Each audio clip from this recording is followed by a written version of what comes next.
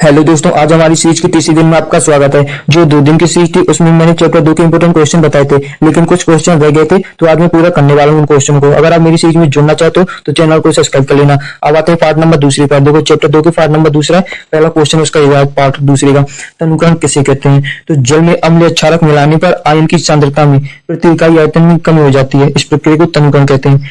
जल में अम्ल या क्षारक मिलाने पर आयन की सांद्रता में प्रति इकाई आयतन में कमी हो जाती है। इस प्रक्रिया को तनुकरण कहते हैं। ठीक, अब आते हैं अगले, पीएच स्केल किसे कहते हैं। इसका पूरा नाम क्या है मैं आपको बताता हूँ। पीएच स्केल का पूरा नाम है पोटेंज हाइड्रोजनियम। इस पीएच में पी सूचक है, पुरुषांश पोटेंज जिसका अर्थ होता है शक्ति। ठीक, इसे पुरुषांश कहते हैं, पुरुषांश।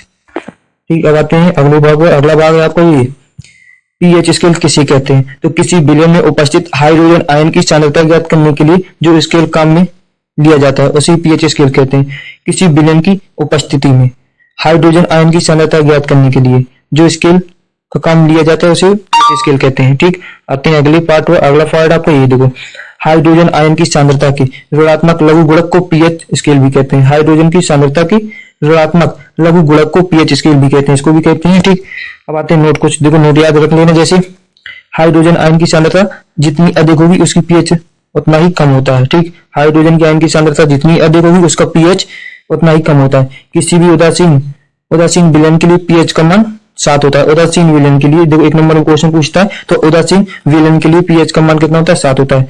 जिस विलयन का पीएच का मान 7 से कम होगा तो उस विलयन को क्या कहते हैं, अम्लीय।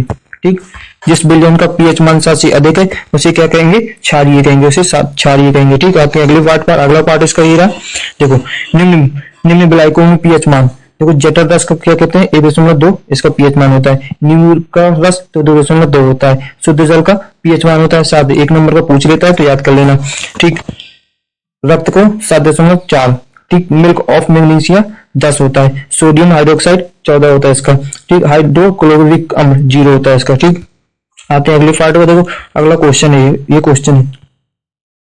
क्वेश्चन, प्रबल अम्ल किसे कहते हैं। तो अधिक संख्या में H+ आयन उत्पन्न करने वाले को प्रबल अम्ल कहते हैं। ठीक, प्रबल अम्ल किसे कहते हैं, H+ आयन उत्पन्न करने वाले, अधिक संख्या में H+ आयन उत्पन्न कर दे उसे ही प्रबल अम्ल कहते हैं। उदाहरण के लिए HCl अधिक होता है और H2SO4 होता है। ठीक, दुर्बल अम्ल किसे कहते हैं, कम संख्या में H+ आयन उत्पन्न कर दे, किसमें, कम संख्या में H+ आयन उत्पन्न कर दे उसे ही दुर्बल अम्ल कहते हैं। ठीक, आते हैं अगले क्वेश्चन पर। देखो, उदाहरण है आपका CH3COOH। ये दुर्बल अम्ल है, जैसे पूछ लेता है CH3COOH कौन सा अम्ल है, तो ये दुर्बल अम्ल है। ठीक, आते हैं प्रबल क्षार किसे कहते हैं। तो वे क्षार जिसका जलीय विलयन में पूर्णतः आयन हो जाता है उसे प्रबल क्षार कहते हैं। वे क्षार जिनका जलीय विलयन में पूर्णतः आयनन हो जाता है उसे प्रबल क्षार कहते हैं। ठीक, उदाहरण के लिए NOH KOH। आते हैं अगले पार्ट पर। अगला पार्ट, दुर्बल क्षार किसे कहते हैं। तो वे क्षार जो जलीय विलयन में पूर्णतः आयनित नहीं होते उसे दुर्बल क्षार कहते हैं। उदाहरण के लिए NH4OH MgOH2। ठीक, आते हैं अगले क्वेश्चन पर। अगला क्वेश्चन आपका ये रहा, अम्लीय वर्षा किसे कहते हैं। तो अम्लीय वर्षा किसे कहते हैं, वर्षा के जल की पीएच मान 5.6 से कम हो जाती है तो उसे अम्लीय वर्षा कहते हैं। अगला पार्ट आपका, अम्लीय वर्षा के कुप्रभाव लिखना है आपको अम्लीय वर्षा के। तो देखो, कुप्रभाव ये रहे, पहला पॉइंट आपको ये है उसका, अम्लीय वर्षा का जल जब नदी में प्रवाहित होता है तो नदी के जल में पीएच मान कम हो जाता है।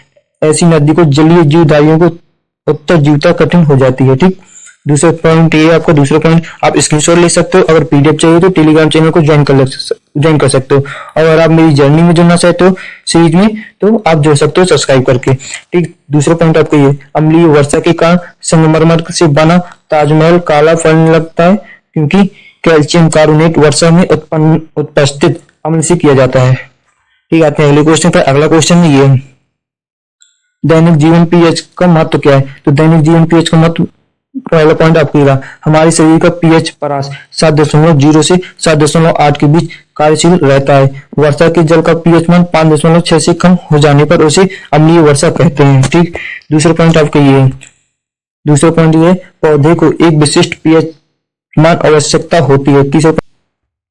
तीसरा पॉइंट आपका ये, तीसरा पॉइंट ये, हमारा उदर HCl उत्पन्न करता है। यह अम्ल हमारे उदर को हानि पहुंचाए बिना हमारे भोजन की पाचन में सहायता करता है। अपच होने पर हमारे उदर में अधिक मात्रा में HCl उत्पन्न हो जाता है जिससे पेट दर्द व जलन का अनुभव होता है। इसे मुक्त होने के लिए एंटासिड एंटीसिंक जैसे क्षारकों का उपयोग किया जाता है। अब आते हैं अगले पॉइंट पर। अगला पॉइंट आपको ये रहा।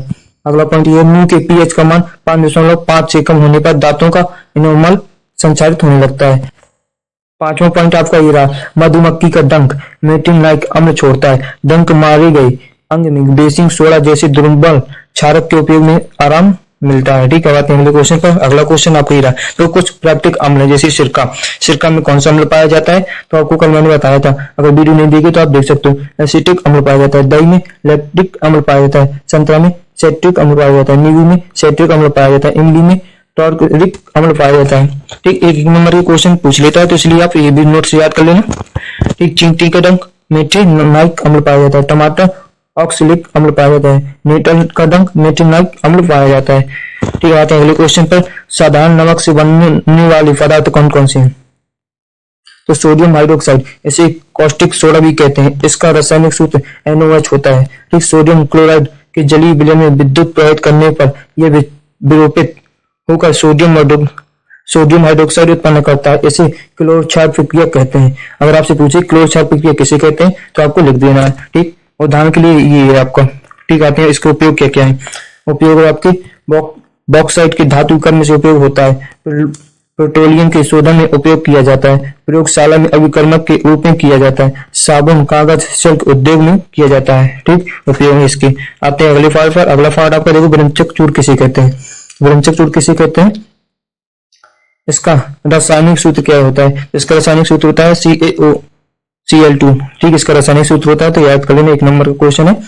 बुझा हुआ चूना का सूत्र ये है। ठीक, क्लोरीन Cl2 की प्रक्रिया में विरंजक चूर्ण का निर्माण होता है। उदाहरण के लिए आपको ये क्लोरीन Cl2 की क्रिया में इस विरंजक चूर्ण का निर्माण होता है। आपको लिख देना, उदाहरण आप ये लिख सकते हो। ठीक, आते हैं अगले क्वेश्चन पर। आप स्क्रीनशॉट ले सकते हो, अगर नोट नहीं बनाने हैं तो स्क्रीनशॉट लेके आप लिख सकते हो, अगर आपको नोट्स की पीडीएफ नहीं चाहिए। ठीक, उपयोग का उपयोग आते हैं। उपयोग है इसके ये पीने वाले जल को जीवाणु मुक्त व रोगाणु मुक्त करने में इसका उपयोग किया जाता है। वस्त्र उद्योग में विरंजक चूर्ण के रूप में किया जाता है इसका उपयोग। प्रयोगशाला अभिकर्मक के रूप में किया जाता है। कागज उद्योग में विरंजक के रूप में किया जाता है। विरंजक के रूप में किया जाता है। अब आते हैं अगले क्वेश्चन पर। अगला क्वेश्चन देखो, बेकिंग सोडा। बेकिंग सोडा और देखो सूत्र पूछता है बेकिंग सोडा का सबसे ज्यादा। इसे इस खाने का सोडा भी कहते हैं। इसका रासायनिक सूत्र होता है NaHCO3 होता है। इसका रासायनिक नाम सोडियम हाइड्रोजन कार्बोनेट होता है। कच्चे पदार्थों में सोडियम क्लोराइड का उपयोग करके इसका निर्माण किया जाता है। ठीक, उदाहरण के लिए आपका ये रंग। आते हैं इसके उपयोग पर। उपयोग इसका क्या किया जाता है? स्वादिष्ट खस्ता पकौड़े बनाने में। ठीक, पेट की अम्लता को दूर करने में। ठीक, अग्निशामक यंत्रों में। चौथा है सोडा वाटर तथा सोडा युक्त शीतल पेय बनाने में। ठीक, आते हैं अगले क्वेश्चन पर। अगला क्वेश्चन आपको ये रहा, धोने का सोडा। देखो ये भी इसका सूत्र पूछता है, तो आप याद कर लेना। एक इसका रासायनिक सूत्र क्या है? इसका रासायनिक सूत्र आपको ये रहा। ठीक, बेकिंग सोडा के गर्म करने पर जो सोडियम कार्बोनेट प्राप्त होता है, उसे पुनः क्रिस्टलीकरण से धोने पर सोडा प्राप्त होता है। ठीक, आते हैं उदाहरण आपका ये रहा। उपयोग आपके इधर देखो, इसका उपयोग कांच साबुन एवं कागज उद्योग में होता है। इसका उपयोग घरों में साफ सफाई के लिए भी होता है। प्रयोगशाला अभिकर्मक के रूप में इसका उपयोग किया जाता है। जल की स्थायी कठोरता हटाने में किया जाता है।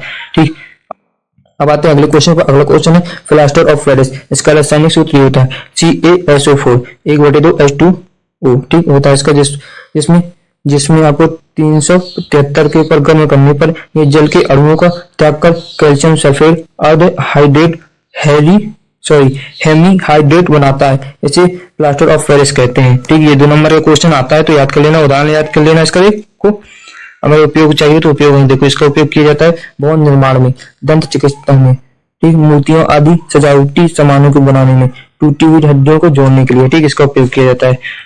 अगर वीडियो पसंद आए तो लाइक कर लेना। देखो आपको पूरा नोट्स दिए हुए हैं। अगर आप इसको PDF चाहिए तो कमेंट में बता देना, मैं आपको प्रोवाइड करा दूंगा। ये नोट्स है आपको।